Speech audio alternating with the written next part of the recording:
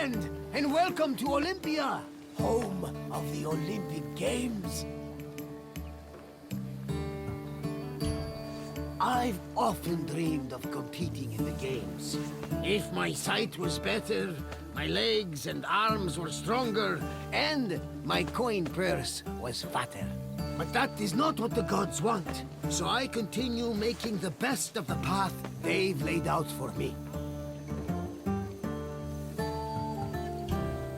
We're standing in the main section of Olympia, where the Olympic Games themselves took place.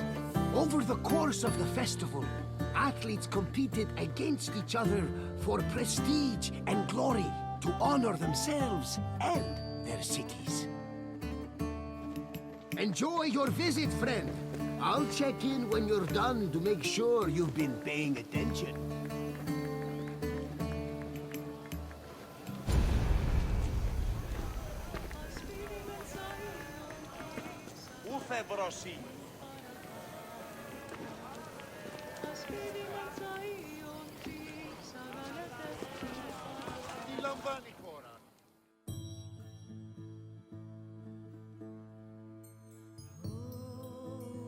The first day of the Olympic Festival began with a swearing-in ceremony for the participating athletes, trainers, and judges.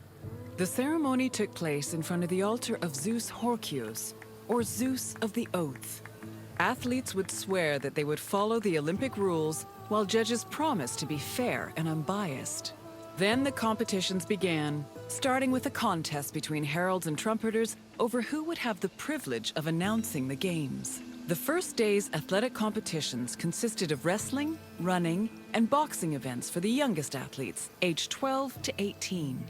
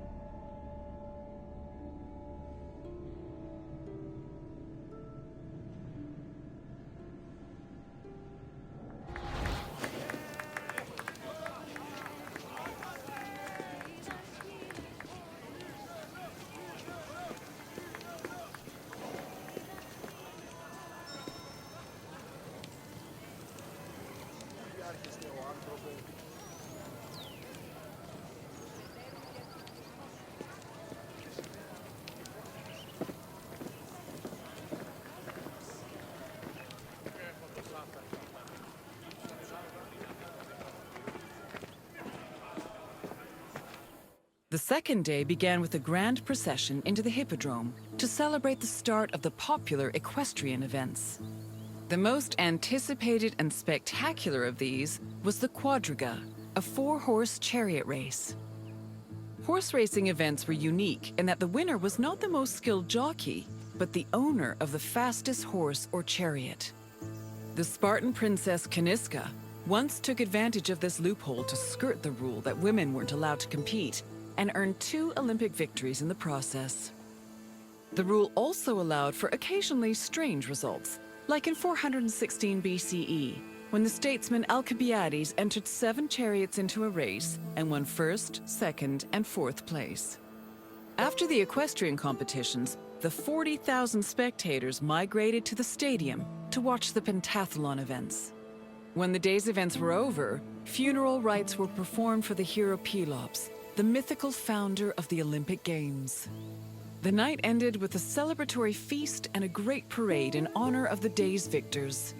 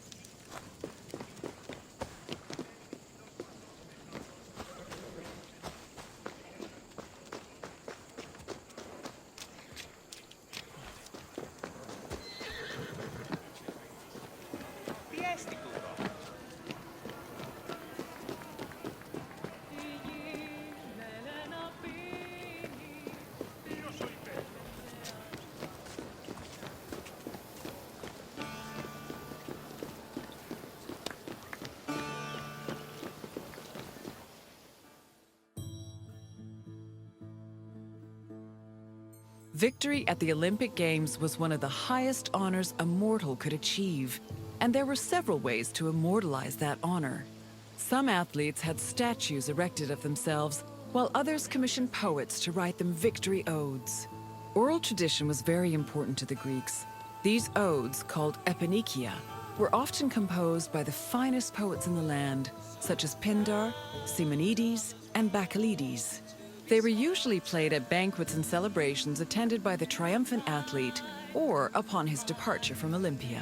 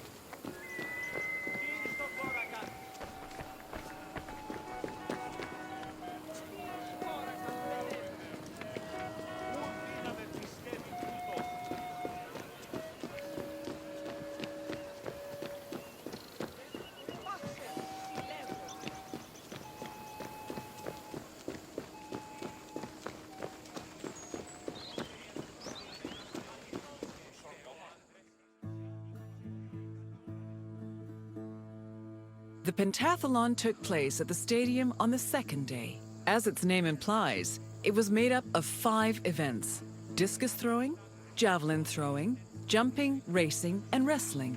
There are several differences between the ancient version of events and their contemporary counterparts.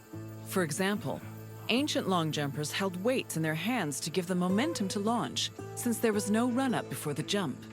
Similarly, if an athlete won the first 3 events, they were immediately declared the winner, instead of being judged by their overall performance in all 5 events. Running events work the same as they do today, with the notable exception of all the athletes being nude. As for wrestling, competitors were not divided by weight class as they are today, but instead by age. The winner was the first to throw his opponent to the ground 3 times.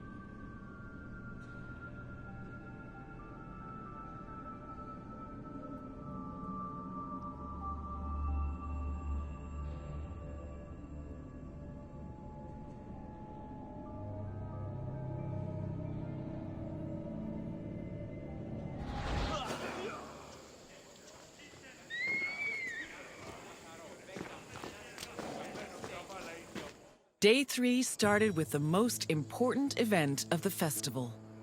A procession of Hellanodikai, ambassadors, competitors, and animals made their way to the great altar in front of the Temple of Zeus. The animals were then offered as the official sacrifice of the festival. The afternoon of Day 3 was dedicated to foot racing events. Running was the oldest event of the Games, and in fact was the only event at the first Olympics. The main race was called the stadion, which was a sprint of around 180 meters. The winner was granted the honor of lending his name to the 4-year period between the Games. This period was known as the Olympiad. The 4 years that followed the first Games in 776 BCE were known as the Olympiad of Coroebus of Elis, the first Olympic champion. Once all the competitions were over, a public banquet was held in the Pentathlon to celebrate the day's victors.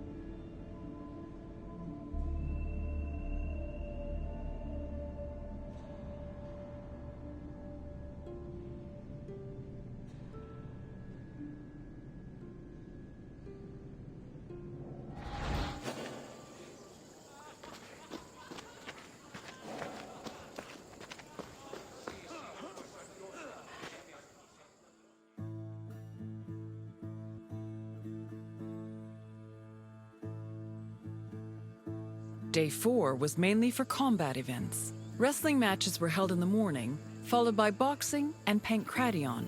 Pankration was a no-holds-barred mix between wrestling and boxing.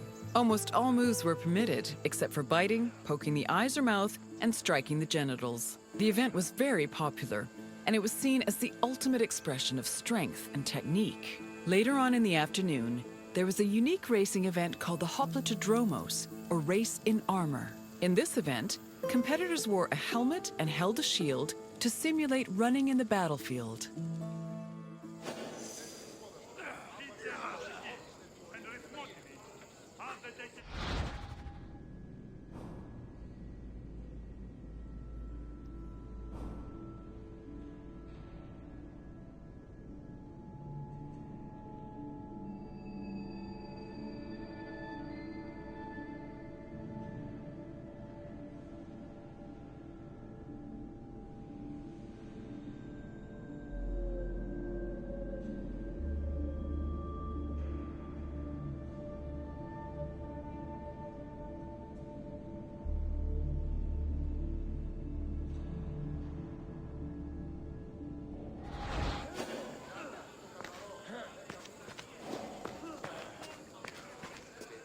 The Hellenodikai, or judges of the Greeks, were both the game's adjudicators and their organizers.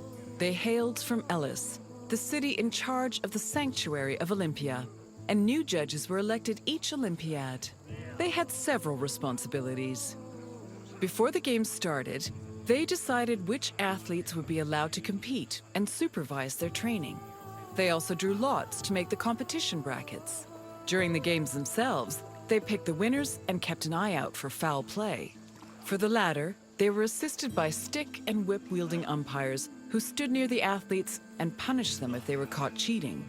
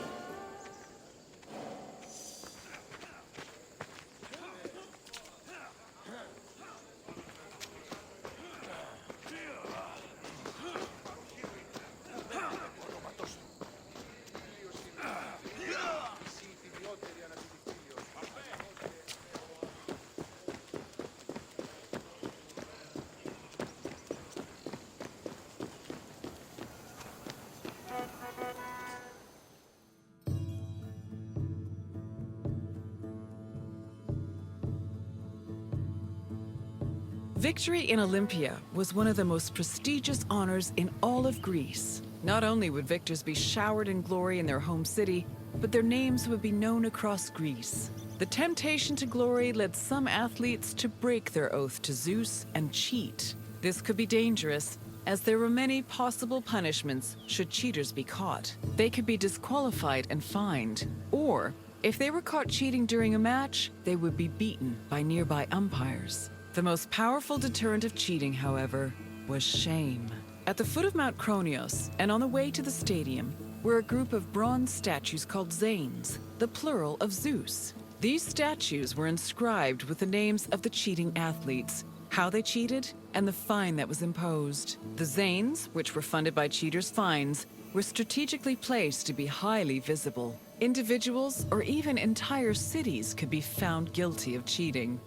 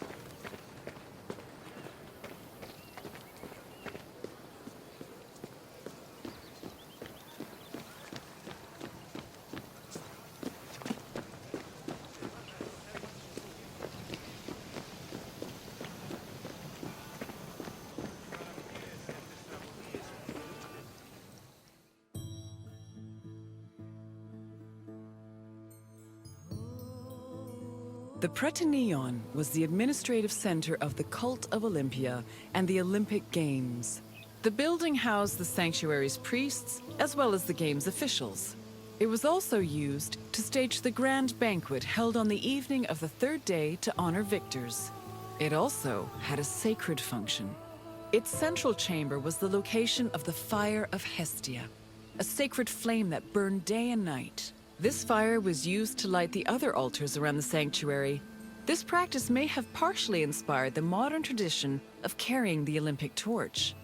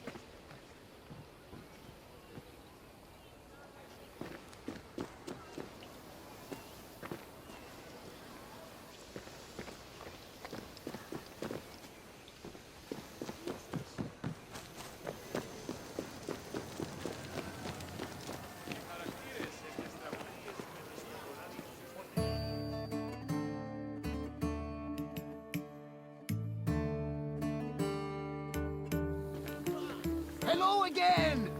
I hope you enjoyed your visit. With their spectacular events and lavish banquets, the Olympic Games were a feast for the senses. I am certain even Zeus himself was entertained by the festivities. Now, is there anything else you'd like to do? Wonderful! Let the mental Olympics begin. Let's start with an easy one. Which notable woman won an event in the Games? Correct! She won 2 equestrian events thanks to her savvy horse purchases. This next question is slightly more challenging. Which of the following is not a famous Greek poet?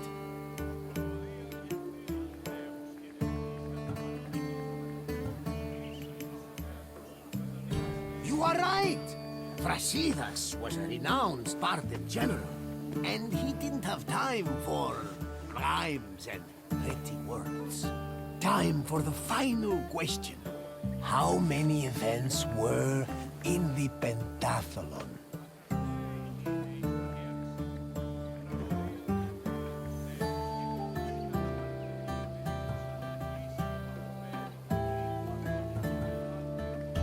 Yes!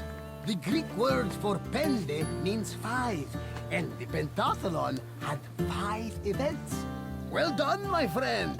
You truly possess a sharp mind.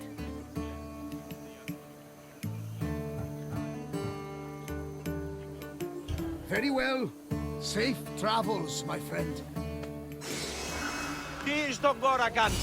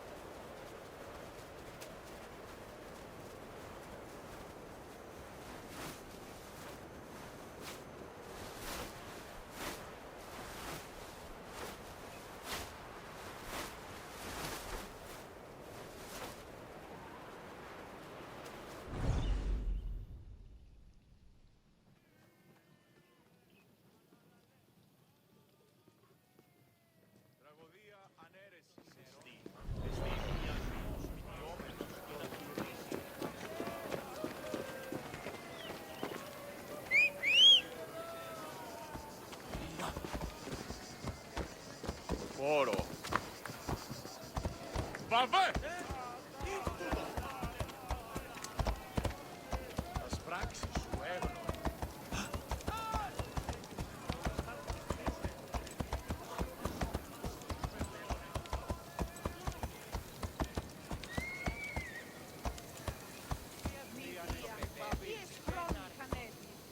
Κινηθείτε ευθέως εκείσε. Ήμογε, λύσει μόνο το σούκο Ισραήλος.